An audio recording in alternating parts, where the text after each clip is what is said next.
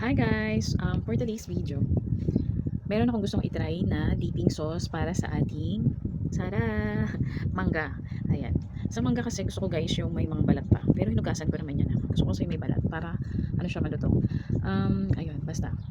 So lalo ngayong marami ay tawag dito. Panahon, naglalaway na ako, wala pa.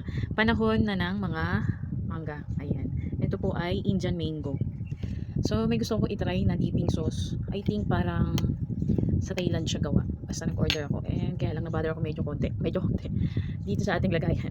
Ayan, ito siya ang ating spicy and sour dipping sauce. Ganyan siya. 120 ml. 95 pesos ko po siyang nabili. Try na natin. Paliit naman. Sabi kasi, ayan o. Ilalagay ko dyan sa may yung picture. Parang ganyan. Naglalaway ako guys. Ayan, basta tikman na natin. Ito siya guys, oh. Parang alamang na hindi kumawari. Pero sabi masarap daw siya. Isaw-saw sa mga ganito. Mga mangga.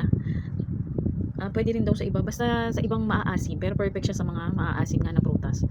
Ayan, tikman na natin guys.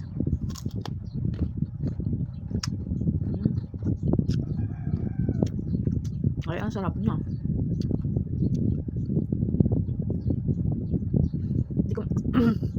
Hindi ko ma-explain na para siyang alamang pero ang sarap. Tapos gusto ko yung pagkamanghang niya. Ay guys, ang sarap. Perfect na perfect to sa mangga. Para siyang alamang na maraming spices. Ayun, basta guys, kung gusto niyo i-try, mag-check out na rin kayo dyan. Ilalagay ko yung link.